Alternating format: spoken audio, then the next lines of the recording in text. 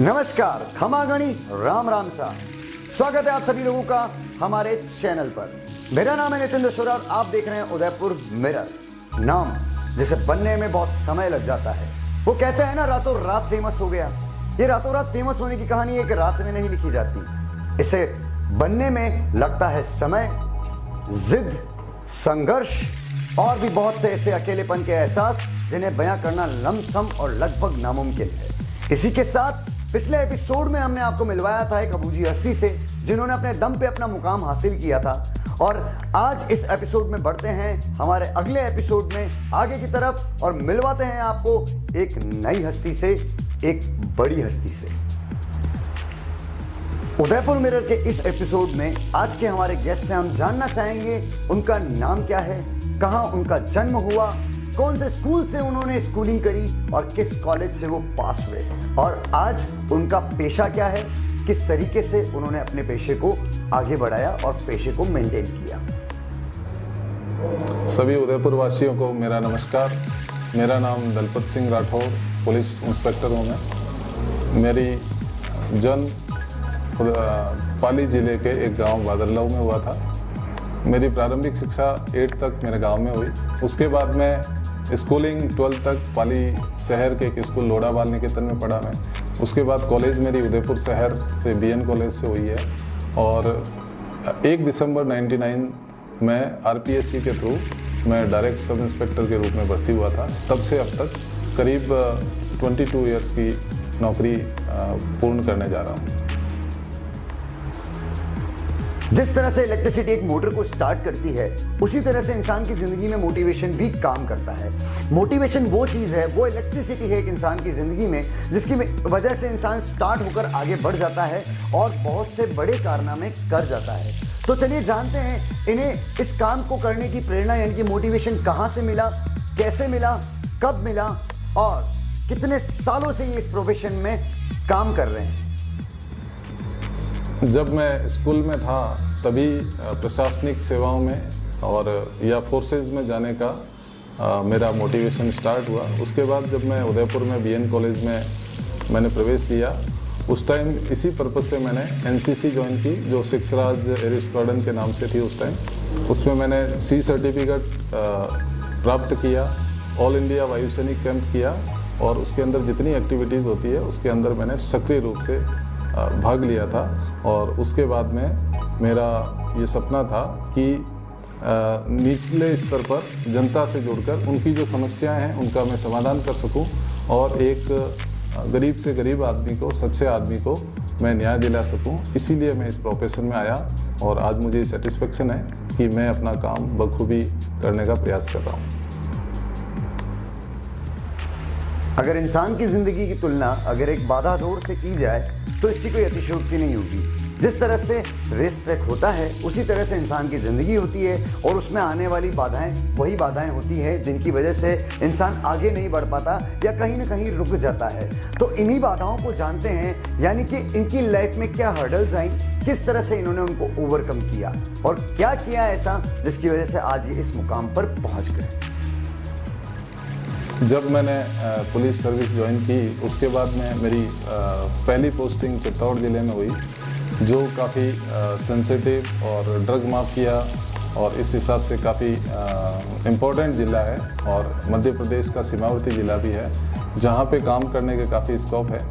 तो स्टार्ट में मुझे काफ़ी समस्या हुई क्योंकि जो हमने लॉ में पढ़ा था वो अलग चीज़ थी और उसके बाद उसको प्रैक्टिकल लेवल पे कैसे इम्प्लीमेंट किया जाए वो काफ़ी डिफरेंस चीज़ें थी।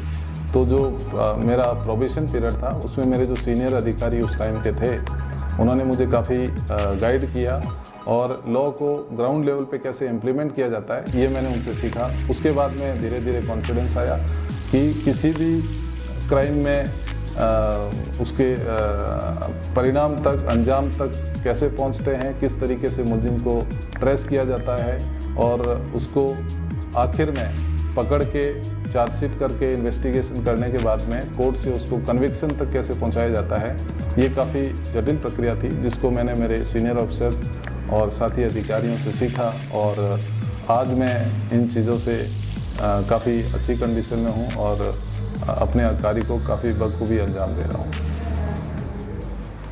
उदयपुर मिरर और हमारे चैनल का प्रमुख उद्देश्य है कि आज का जो दिशा भ्रमित यूथ है उसको एक सही रास्ता दिखाना। इस इंटरव्यू के माध्यम से, इन इंटरव्यू के माध्यम से बहुत सारे लोगों की जीवनी सुनाना, जिससे उन्हें पता लग सके कि शॉर्टकट्स लाइफ में कुछ नहीं होते।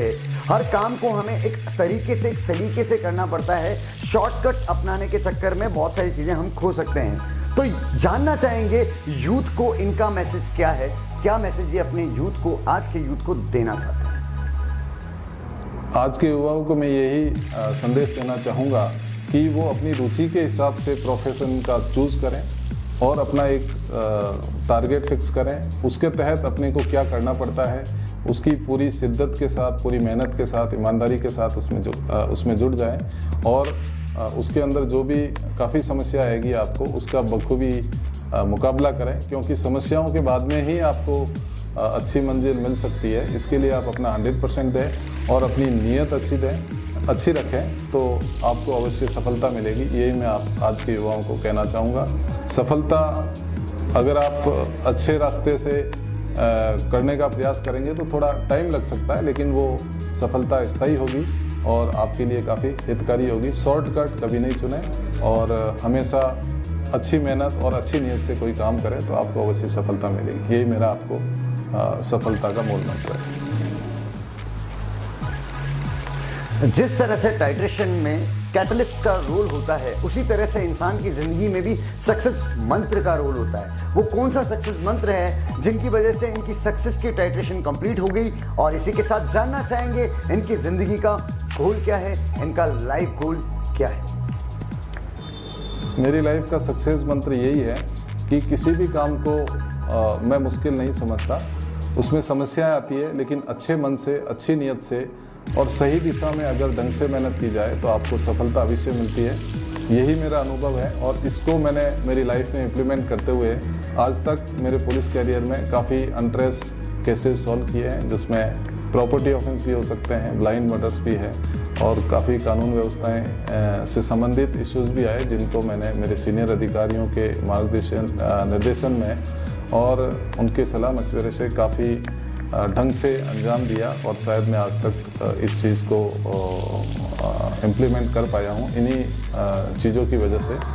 और मेरा जो गोल है वो यही है कि मैं जहाँ भी रहूँ वहाँ की जो पब्लिक है, जो पीड़ित पक्ष है स्पेशली, वो मैं उनकी समस्याओं को सुनूं और उनको सेटिस्फेक्शन मिले और जितना मैं कर सकता हूँ अच्छी नीयत से करूँ। उनका सेटिस्फेक्शन ही मेरी पूंजी है या मेरा गोल है, और जो क्रिमिनल लोग हैं उनको मैं उनके सही अंजाम तक पहुंचाऊं, ये भी मेरा एक गोल है। और मेरे क्षेत्र में कानून व्यवस्था में जब तक जॉब में हूं वो अच्छी और सुदृढ़ बनी रहे, यही मेरा गोल है। धन्यवाद। हर इंसान की जिंदगी एक कहानी होती है और कहानी मिलकर बनती है किस्सों से। पूरी जिंदगी एक किस्सा होती है। बहुत से अलग अलग किस्से होते हैं जिनके बारे में हम जानना चाहते हैं इनसे, लेकिन फिलहाल हम जानना चाहेंगे उस किस्से को जो ये हमसे शेयर करना चाहें, जो इनकी ज़िंदगी में बहुत इम्पोर्टेंस रखता है।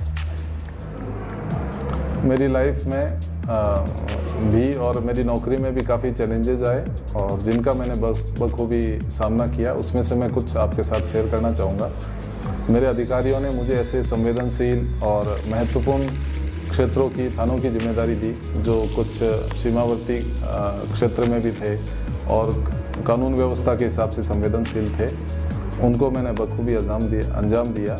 इसी दौरान मैं एक किस्सा शेयर करना चाहूँगा आपसे।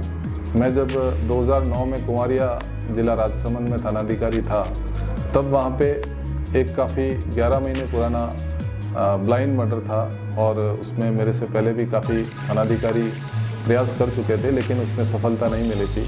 हमने हमारे उस तत्कालीन एसपी साहब के निर्देशन में उस पर काम किया, उनके मोटिवेशन से काफ़ी मेहनत की हमने और उस केस को हमने सॉल्व किया। उसी दौरान पंचायत चुनाव भी थे कुछ समय बाद में, तो वहाँ पे 2 केलवा थाना क्षेत्र में मर्डर हो चुके थे। एक हमारे में भी उसी मॉडस ऑपरेंडी का ब्लाइंड मर्डर हुआ था, एक लेडी का था, जिसको हमने चुनाव के दौरान भी और उस काम को बड़ी गंभीरता से लिया हमारे एसपी साहब के निर्देशन में, और हमने उस ब्लाइंड मर्डर को ट्रेस किया और एक क्रिमिनल को हमने अरेस्ट किया। तो उसने 3 वारदातें टोटल मर्डर की कबूल की थी जो उसकी मॉडस ऑपरेंडी थी उसके आधार पे, तो वो उस समय काफ़ी चर्चित रहा था और इसमें काफ़ी मेरे अधिकारियों से और जनता की काफ़ी वाहवाही मिली थी। उसके बाद भी मैंने मेरे करियर में काफ़ी blind murder, property offences solve किए और काफ़ी लॉ एंड ऑर्डर फेस किए, जिनको बड़ी शिद्दत से हमने फेस किया और उसमें हमने सफलता प्राप्त की और जहाँ भी रहा कानून व्यवस्था बनाए रखी। और भी काफ़ी किस्से हैं जो मैं आपसे समय की कमी के कारण शेयर नहीं कर पाऊँगा। बाकी हमेशा हर थाने में जहाँ भी रहे वहाँ पे काफ़ी cases untraced law and order से रिलेटेड हमने सॉल्व किए और जनता के सहयोग से, अधिकारियों के निर्देशन में सभी को हमने सफलता से प्राप्त किया और कानून व्यवस्था बनाए रखी। हमारे धर्म ग्रंथों में वेद, पुराण, कुरान, गुरु ग्रंथ साहब, बाइबल, हर जगह एक चीज लिखी है कि इंसान गलतियों का पुतला है। अगर इंसान गलती नहीं करेगा तो वो आगे नहीं बढ़ पाएगा। और वैसे ऐसा कहते भी हैं कि अगर आप गलती कर रहे हैं तो इसका मतलब आप कुछ कर रहे हैं। लेकिन जिंदगी में इंसान को इंसानियत देते वक्त ऊपर वाले ने एक चीज और दी थी कि वो गलतियां वो सुधारने की कोशिश जरूर करता है जो उन्होंने करी है। तो जानना चाहते हैं इनसे कि इन्होंने ऐसी कौन सी गलती करी है जिसको ये सुधारने की कोशिश अब तक कर रहे हैं या ये उसे सुधार चुके हैं। लाइफ में कुछ गलतियां भी हुई है। जब मैं स्कूल में था तो एक मेरा काफ़ी अच्छा मित्र था, तो एक हमारे ही किसी मित्र ने उसके बारे में कुछ गलत कह दिया था, तो मैंने उसके साथ कुछ मिसबिहेव किया था। मैं उसका नाम आपके सामने नहीं लेना चाहूँगा।